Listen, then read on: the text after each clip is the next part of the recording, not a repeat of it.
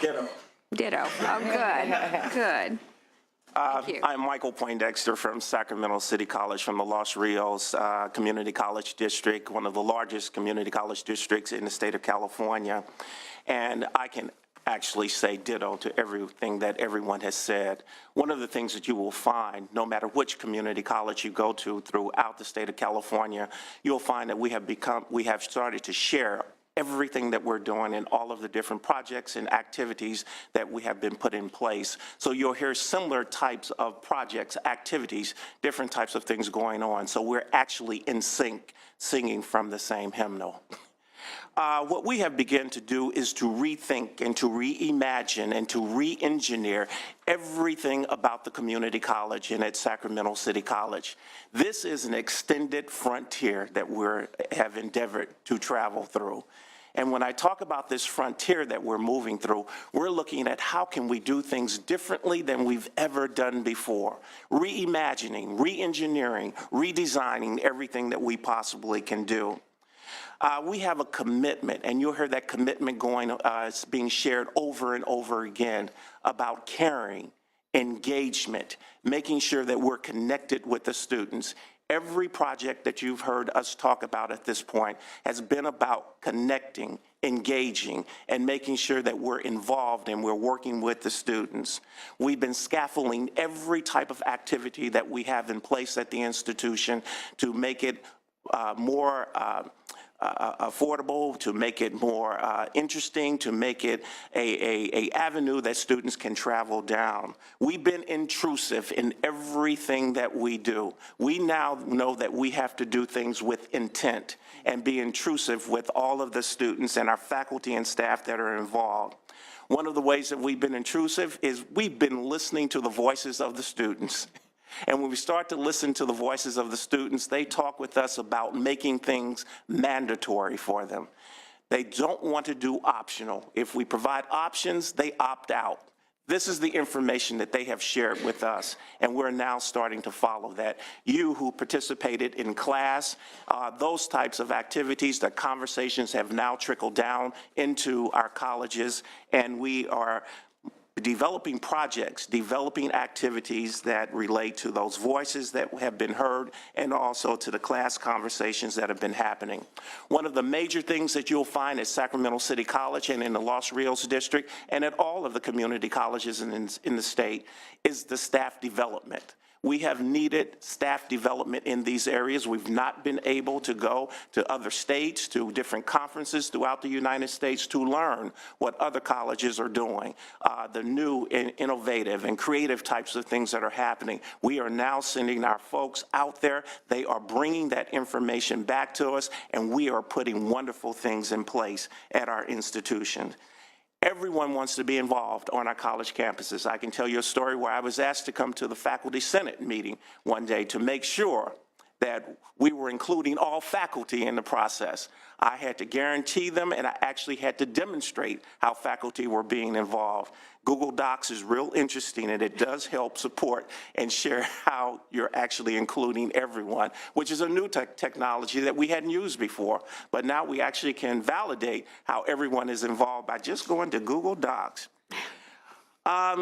We've been creative and innovative. When we talk about mandatory, we're talking about mandatory activities that universities have been doing for years, providing orientation to our students. It was optional before. Orientation is now mandatory. Assessment at four-year institutions were done in the high school. You would never know that Accuplacer was part of the College Board, because when you look at the College Board and the SATs, the posters are up, people are going to different sessions, but you don't hear anything about Accuplacer. We provide Accuplacer once they get a couple of days or a couple of months ready to start college. We're actually assessing students at this point in time. The State Chancellor's Office is doing a wonderful job in providing ways that students will be assessed throughout the state in the same way, but we're making sure that that's happening up front, well in advance of them arriving to our institutions. We're also looking at the education plan, and the education plan is making sure that we know the path, we know the journey that that student will be traveling on. With that education plan too, and the orientation and also assessment, it's being attached to every type of opportunity that we can possibly offer a student. If we're offering a scholarship or a voucher, they must have completed the education plan, the assessment, and also the orientation. So it's being attached to a lot of different things to make sure that we're not losing any students, and it's inescapable. We're cultivating a relationship with our students, our faculty, and our staff. Everyone wants to be involved, but it's the student that we have to bring along. Many times our students will not want to go through the processes, but we're making sure that it's mandatory, and sooner or later we will catch them, and we will make sure that they go through those processes. With our staff, you're hearing a lot, and I've heard a lot of people talk about counselors. Well, counselors can't do it alone. We have to have everyone involved at the institution, and that's why we're reimagining, redesigning how we do business in our institutions. Everyone will have to help assist that student in getting through that particular journey. And when I talk about the counselors, when you look at 900 to 1, counselors just can't do it. We are hiring additional counselors. We've done a good job in the Los Rios district in hiring additional counselors, but we also are hiring SSSP specialists. Those are student success specialists, where we can place them anywhere, any place within the institution. We can put them in the cafeteria to go after the students, in the quad to go after the students, and they can do some of that advanced work that the counselors will be doing. And we've been hiring a slew of those folks at the institution. Many times they will be temporary help, but they're there to assist and help those students during those 2 semesters while they're at the institution. Supplemental instruction has been major at our institution. That's where we're putting ambassadors, which could be a student, or it could be an adjunct faculty member, or it could be a temporary person that we put into the classroom to assist the faculty member that's teaching the course. Those folks will not be teaching the course or helping with the course, but they'll be doing the engagement and the connection that's needed. If a student is falling asleep in the classroom, that person is on that person. If the student is not comprehending the information, that person is on that student. If there needs to be a call, that person is absent from the classroom, we have a person that will be calling that student to make sure that they're in place. Your dollars are working at Sacramento City College and in the Los Rios district and at all the community colleges throughout California. Vouchers have been major at our institutions, where we're helping students with their books and with their supplies. We actually are having students come in and cry at our desks because we've assisted them with books and we've assisted them with some of their supplies. When we were in school, probably some of us, your chemistry book may have cost $100 or $80. A chemistry book now costs $400 or $500. So these vouchers are helpful. You can see why they're coming into our offices crying and thanking us for helping them through this whole process. Looking at scaffolding programs like EOPS, Puente, Umoja, all of those programs are being scaffolded up, and money being put into those different areas to do different types of things. When you look at my EOPS program, we actually have 2 classes coming out of that EOPS program, both in English and also in math, and those students are being successful in those classes. Almost 100% success rate in those classes, where we're taking cohorts of students and we're having them travel that pathway together. The Puente program, same way. Umoja, same way. All programs specific for the target populations that are in the equity plan and also the students that we want to attract through SSSP. Technology is major. Some of the things that you've heard the State Chancellor's office talk about and my colleagues at the table talk about, we're doing some of those similar types of things. How do we communicate with students? How do we make it easy for them to access our information? And Grad Guru is one, Starfish is another. Starfish is one of those projects that they somewhat talked about, but it's a activity that connects us with the students and makes us more engaged, and it's an early alert program. I can continue with foster youth programs that we have in place and that we're addressing foster youth, the summer bridge programs that we're bringing in over up to 160 students, and we're looking to increase that, where they go through a 6-week program, both from a student services side and also from an instruction side. We're looking at K through 12, where we're working with Sac Unified, Sacramento City College, and Sac State University, where we're doing the work together. We're beginning at K through 12 to find the gaps, to work with the students, to work with the parents, the communities, to get them through K through 12 into the community college and into the university. We're doing specific programs with Latino students where Latino students will enter into the community college and they will move on to Sac State, and we're participating in that program with 18 other colleges and universities throughout the United States. Guys, we're doing a lot. We're trying to make you proud of us. And there's a lot of work being done, but please know that this work is a new extended frontier, that we've now been given money. Now we have to make sure we have the evidence to spend the money. We're not looking at programs where we're coming off the top of our head and saying, this program might work. No, we need the evidence and the data behind it to make sure we're on the right track and we're on the right path. What you can do to help us is make sure we're back at this table thanking you again for all of the resources and refunds and the funds that you have provided us, and making sure that we're giving you the data of how we are being successful on our campuses. These efforts, we want to retain them. They are helping our students. These are some of the poor students at our institutions. You heard about 40% of students being in low income. At my institution is 60% being low income. First generation students, another 60%. And when you look at these students, they don't know people like us. These are students who don't have people in their families that have gone to college. So when they arrive at college, they do not know what they're doing. So many of these types of activities that you hear us talking about, we're putting them in place, and they have been activities and projects that have been needed for a long, long time. How do we allow our students to come into a community college with no orientation, no assessment, no education plan, but our best and brightest have orientation, have assessment, and have education plans, and they know where they're going at those institutions? Thank you for your time, and thank you for everything that you provided us. Thank you very much. Senator Block. Thank you, Madam Chair. I want to thank and congratulate you all on the work you're doing and what great success we're starting to really see. We're at the point in our legislative calendar where we're putting finishing touches on our bill packages for the year. So if you could inform us and our colleagues who are, I'm sure, back in their offices watching on television, beside the budget, and that's a whole separate process, what can we do to further your achievements? For example, are there obstacles right now in the law? Some have told me the 50% rule, some call it 50% rule, where half the money has to be spent in the classroom, half out, and we're not sure if librarians, counselors, who do we need to play with? Who counts as the 50% in the classroom versus out of the classroom? Is that something that's an obstacle? I'm not advocating for any changes, but just interested in your opinions.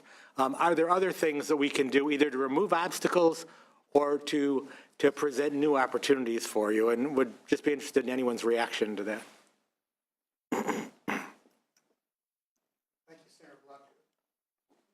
For asking that question.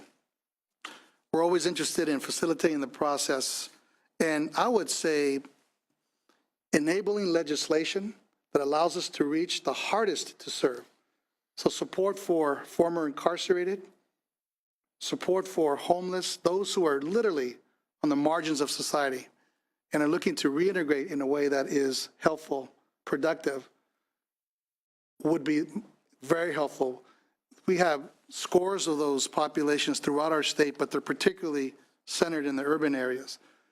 Enabling legislation to allow our student veterans to have easier prior learning experience translated to the community college degree pathway would be very, very helpful.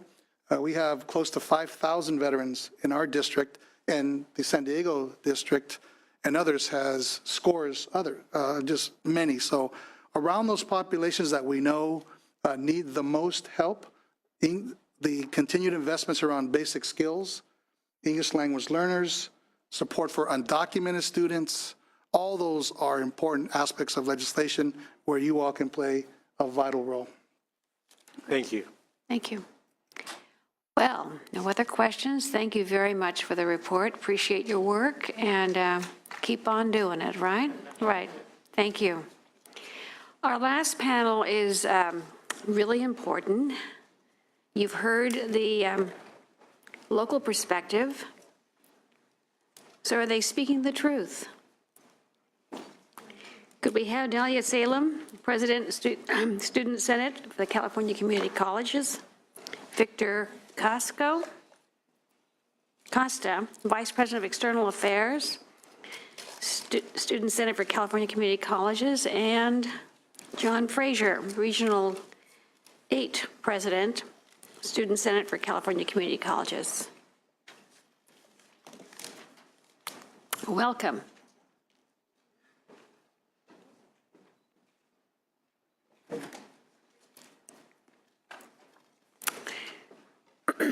Well, you've heard from the Chancellor's office. You've heard from what some folks are attempting to do to make your journey through community colleges more successful. You've heard the local district perspective. We're anxious to hear about how it's affected you. Okay? Dahlia, we'll start with you. Thank you. Thank you so much, Senator Liu. Just briefly introduce myself. My name is Dahlia Salem. I'm a student at Foothill College, and I just want to go around and introduce my colleagues as well. My name is Victor Costa. I originally started my education at Modesto Junior College, and I'm now finishing it at City College of San Francisco. Okay. My name is John Fraser. I'm a student at Santiago Canyon College, formerly a student at Pasadena City College. Great. So we do want to start out with the things that we have found positive and really did impact us in a positive way that came out of the Student Success Task Force recommendation. So we appreciate the Common Assessment Initiative, the